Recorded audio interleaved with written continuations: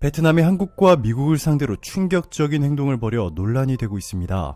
최근 베트남 근로자들이 베트남 내 나이키 공장 생산 파업을 선언하며 베트남에 있는 삼성과 현대차 등 한국 기업들까지 위협을 가하고 있습니다. 나이키도 한국의 삼성과 마찬가지로 기존에 중국에 있던 공장을 베트남으로 대규모 이전해 세계 최대 규모의 신발 공장을 베트남에 건설했습니다. 불과 10년 전까지만 하더라도 우리가 신는 대부분의 나이키 신발에는 메이드 인 차이나 스티커가 붙어 있었지만 이제는 50% 이상의 메이드 인 베트남입니다. 이 덕분에 직간접적으로 수백만 명의 베트남인들이 양질의 일자리를 얻게 되었는데요. 베트남 평균 월급이 현재 31만 원인데 나이키는 베트남 근로자들의 최대 100만 원이 넘는 월급에 보너스까지 지급하고 있었죠. 베트남의 나이키 운동화 위탁 생산 업체가 신종 코로나 바이러스 감염증 코로나19 확산 여파로 인해 올해 설 보너스 규모를 예년보다 낮게 책정하자 근로자들이 반발해 파업을 벌였습니다.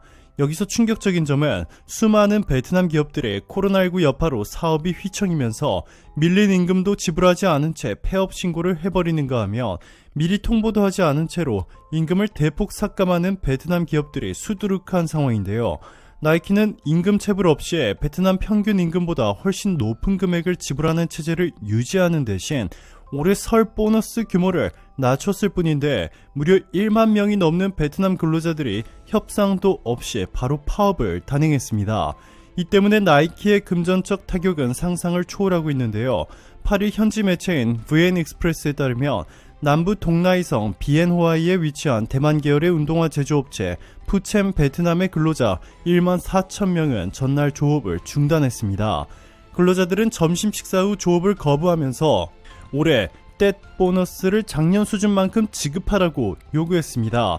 나이키 측은 코로나19 4차 유행 그리고 오미크론까지 겹치면서 지난해만 2달 넘게 공장 가동이 중단돼 막대한 손실을 입었다고 설명하며 그럼에도 임금은 현 수준을 유지하고 보너스도 완전히 없애는 것이 아니라 개인 실적과 근무 연한을 고려해 최대 임금의 1.5배인 2천만 동을 지급하겠다고 했으나 베트남 근로자들은 여기에도 만족하지 못한 것이죠. 그리고 이렇게 황당한 베트남 근로자들의 파업이 베트남 내 삼성과 현대차 공장에서도 일어나려고 하고 있다는 충격적인 소식까지 전해지기 시작했습니다. 한국 입장에서 베트남 노조들의 이러한 파업 행렬이 더욱 충격적으로 다가오는 것은 베트남에 있는 다른 해외 기업들보다 말도 안 되게 좋은 파격적인 조건과 근무 환경을 수백만 명의 베트남인들에게 제공해왔기 때문입니다. 게다가 삼성의 경우는 지난해 코로나19가 한창이던 9월에도 베트남에서 추가로 대규모 인력 채용을 감행하며 베트남 경제를 살리는 데 큰 역할을 했는데요. 베트남 삼성전자 단지의 현지인 과장급 월급은 240만 원에 육박합니다.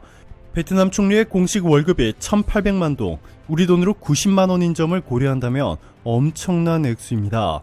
이보다 더 충격적인 점은 이렇게 베트남 노조들이 미국의 나이키에 이어 한국의 삼성과 현대차 등 실질적으로 베트남 경제를 주도하는 한국 기업들을 상대로도 터무니없는 요구와 파업을 감행하거나 계획하고 있는데도 베트남 고위급 공무원들은 이를 방치하고 사실상 조장하는 것 아니냐는 의심까지 들게 만들고 있습니다. 이렇게 노조 파업 때문에 미국과 한국 기업들이 초비상이 걸린 상황 속에서 베트남의 한 장관이 해외 출장 중 호화 만찬을 즐기는 동영상이 공개되면서 비판이 쏟아지고 있습니다. 현지 시간 6일 BBC 방송과 AFP 통신 등에 따르면 또 럼 베트남 공안부 장관이 런던의 한 유명 스테이크 식당에서 식사하는 동영상이 베트남 현지 온라인에 퍼졌는데요.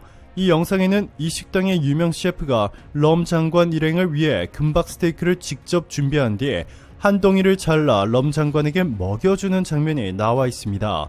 해당 레스토랑은 터키 출신 스타 셰프이자 솔트베로 알려진 누스레트 계획체가 운영하는 곳으로 데이비드 베컴, 리오나르도 디카프리오, 나오미 캠벨 등 유명 스타들이 방문했었다고 외신은 전했습니다.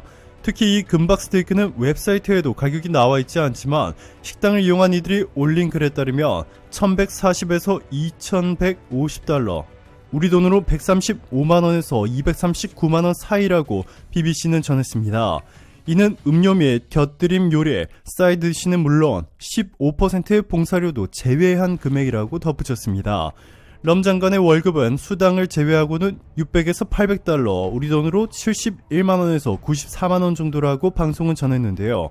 한 끼에 200만원이 넘는 식사를 할 정도면 베트남 고위공직자들의 부패가 얼마나 심각한지 쉽게 알 수 있습니다. 일각에서는 노조들의 파업을 방치하는 대가로 베트남 고위공직자들이 돈을 받은 것 아니냐는 비판의 목소리를 내고 있습니다. 해당 영상이 언제 찍혔는지도 불분명하지만 럼 장관 일행은 영국 글래스고에서 열린 제26차 유엔 기후변화협약 당사국 총회에 참석한 뒤 런던으로 향한 것으로 파악됐습니다. 영상은 지난 3일 이 유명 셰프가 올리면서 공개됐다가 해외 언론들의 강한 질타가 이어지자 그는 이 동영상을 내린 것으로 알려졌습니다. 해마다 미국 라스베가스에서 열리는 국제 전자제품 박람회 CES에서 베트남이 한국을 향해 충격적인 발언을 해 또 논란이 되고 있습니다. 베트남 자동차 회사 빈페스트는 현대차를 앞서겠다라며 마치 이미 빈페스트의 기술력이 현대차를 앞지른 것처럼 광고하고 있습니다. 빈페스트는 베트남 재벌 빈그룹이 만든 자동차 회사로 설립하자마자 1년 안에 한국의 현대차를 따라잡겠다고 대대적으로 홍보했습니다.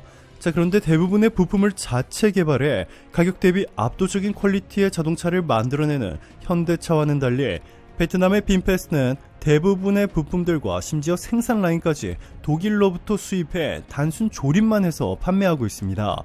독일 부품이 세계 최강이니 베트남이 독일 부품으로 조립해 차를 팔면 현대차를 앞설 수 있을 것이라는 황당한 자신감이었던 것이죠. 그러면서 베트남은 우리가 한국보다 훨씬 더 많이 투자하고 현명하며 재능있고 스마트하다 라는 막말까지 퍼붓고 있습니다. 자, 그런데 빈페스트의 주장과는 달리 현대차와 빈페스트의 격차는 더욱더 벌어졌습니다. 빈페스트가 자동차 부품을 직접 개발할 능력이 없어 비싼 독일 자동차 부품들을 그대로 사와서 조립만 하다 보니 독일차 가격과 비슷한 수준으로 판매하고 있습니다. 게다가 안정성과 완성도 측면에서 현대차와 비교할 수도 없을 정도로 떨어지다 보니 해외에서는 물론이고 심지어 베트남 자국민들도 빈페스트를 외면하고 현대차를 선택하고 있습니다. 자동차 전문 매체 포커스드 무브에 따르면 지난해 10월 현대차의 점유율은 19.1%로 베트남에서 1위를 기록했고 일본의 토요타는 점유율 9.6%나 추락했습니다. 빈페스트는 순위권 안에 들지도 못했죠. 한 베트남 국민은 뉴스 인터뷰에서 이렇게 말했습니다. 저라면 빈페스트 안 사고 현대차 삽니다. 너무 비싼데 안전할지 안 할지도 모르겠어요. 가족이 타야 하는데 현대차가 훨씬 더 신뢰가 갑니다. 라고 말이죠. 이렇게 한국과 미국 기업을 막대하는 베트남을 두고 삼성이 베트남에서 인도와 인도네시아로 생산 기지를 대폭 옮기는 방안을 추진할 수도 있다는 소식이 전해지는 가운데 한국과 미국 기업들을 중심으로 탈베트남 행렬이 탄력을 받기 시작했습니다. 미국을 중심으로 한 베트남 주재 외국 기업 협회는 베트남 투자를 철회할 수도 있다며 베트남 정부의 강력한 경고장을 날렸고 일각에서는 나이키를 비롯한 베트남 내 미국 기업들을 상대로 최근 베트남 노조들이 황당한 조건을 내걸며 파업을 하는 것과 관련해 바이든 정부가 베트남에 수출 규제라는 강력한 반격의 카드를 꺼내들 수도 있다고 말하고 있습니다. 베트남에 있는 일본과 중국 기업들에서는 단 한 번도 파업이 일어나지 않았는데 유독 미국 기업과 한국 기업을 상대로만 베트남 노조들이 말도 안 되는 조건을 내걸고 파업을 하거나 예고하며 협박하고 있습니다. 21세기 떠오르는 두 개의 태양, 미국과 한국 대신 끝도 없이 추락하는 일본과 중국을 선택하며 잘못된 노선을 선택한 베트남, 어디까지 추락해야 자신들의 판단이 잘못됐다는 것을 깨우칠지 한번 지켜봐야겠습니다. 오늘도 감사합니다. 최고로 멋진 하루 보내시길 바랄게요.